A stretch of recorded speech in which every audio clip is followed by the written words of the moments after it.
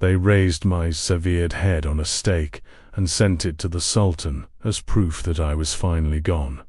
That is how my story is supposed to end. But the truth is, everything people fear about me began long before that moment, before the blood, before the legends, before they decided to turn a ruler into a monster. I was not born cruel. I was made necessary. This is not the story of a vampire. It is the story of what happens when a man chooses terror over extinction and forces history to decide whether survival itself is a crime. But that was only the first lie history told about me.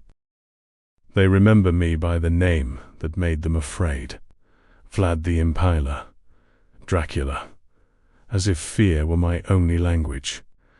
I was born into a land that never knew peace, caught between crowns, faiths, and empires that wanted us small, obedient, forgettable. From the beginning, my life belonged to power, not choice. I learned early that mercy is admired only after survival is secured. I ruled more than once because the throne was never stable. It was taken, lost, reclaimed, each time stained by betrayal. Brothers turned into rivals, allies into liars. In such a world, trust was a luxury I could not afford. They say I was cruel. What they refuse to ask is why order appeared wherever I ruled. Crime vanished. Treason learned to fear daylight. I made punishment visible because secrecy breeds rebellion. Fear, when controlled, can protect the innocent better than promises ever could. I spoke many tongues, prayed under more than one sky, and learned my enemies before I fought them. I understood the Ottomans not as monsters, but as power. I understood the West not as saviors, but as opportunists. Between them stood my country, and I refused to let it be erased quietly. I died the way rulers often do, not honored, not defended, but betrayed. My body disappeared. My head was taken as proof. Yet my name survived, twisted, exaggerated, weaponized into myth. That may be my final punishment, because I was not a legend. I was a man who chose severity over extinction, and history still cannot decide whether I was a monster, or the price my land had to pay to remain alive. And this was before they learned what fear could really do. Even my beginning is uncertain. They argue over where I first drew breath, as if a birthplace could explain the man I became. Some say I was born in Sora, among stone walls and foreign rule. Others insist my blood carries Moldova as deeply as Wallachia. Noble halls, whispered names, disputed mother's truth, blurred before I was old enough to remember it. My father's shadow followed me everywhere. Vlad, Dracula, feared, pledged, entangled in powers greater than himself. My mother remains a question mark in history. Transylvanian noble, Moldavian princess, Anastasia, Vasilisa. Too many names, none certain. I learned early that identity is not inherited cleanly. It is argued over, claimed, stolen.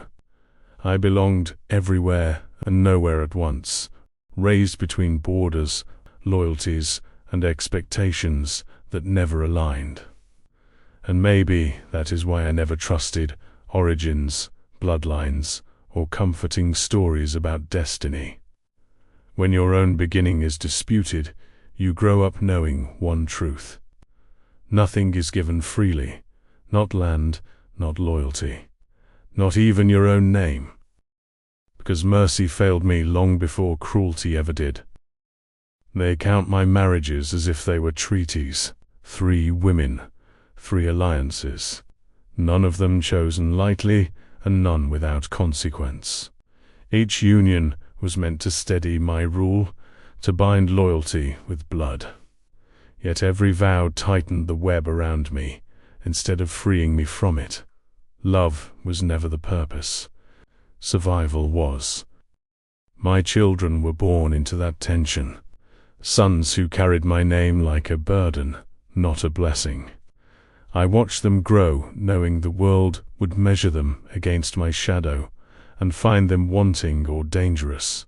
Some stayed close, others drifted beyond my reach, into lands where my authority could no longer protect them. One branch of my blood slipped east into Moldova, where my name softened into legacy instead of fear. Perhaps that is how survival truly works, not through power, but through distance. I ruled by force. My family lived with its consequences. And sometimes I wonder which cost me more. The enemies who tried to destroy my bloodline, or the bloodline itself, forced to endure my name long after I was gone. What they call madness was in truth calculation. For a moment, I tore my land free from an empire that believed it owned us. Freedom did not come with applause. It came with fear, with silence, with the knowledge that mercy would invite chains to return. I ruled with severity because hesitation would have cost everything. I chose terror as a language the powerful understood. They remember the stakes, the bodies, the cruelty. What they forget is why. My enemies learned that defiance had a price so visible it could not be ignored. And those who profited from disorder, merchants who cared more for coin than loyalty, turned my punishment into legend. They painted me as a demon, because a monster is easier to hate than a ruler who refuses to bend. Let them whisper my name with horror. I did not rule to be loved. I ruled so my land would not kneel. And if history remembers me as cruel, it is because fear endured longer than freedom ever does. Still, even I did not yet know how far I would have to go. I ruled while an empire was swallowing the world. Cities fell far from my borders, but their echoes reached my throne. Constantinople was gone. The Balkans bent. Europe held its breath. I knew what waited for my land if I hesitated, chains disguised as peace. I did not fight an enemy that feared words or treaties. I fought a power that respected only certainty. So I became certain. I made resistance unforgettable. What they later called cruelty was, in my time, a warning, a language of survival. I used terror not because I desired it, but because mercy would have invited invasion. Every execution was meant to be seen, to travel faster than armies. I defended my rule the only way I believed it could endure, by making the cost of conquest unbearable.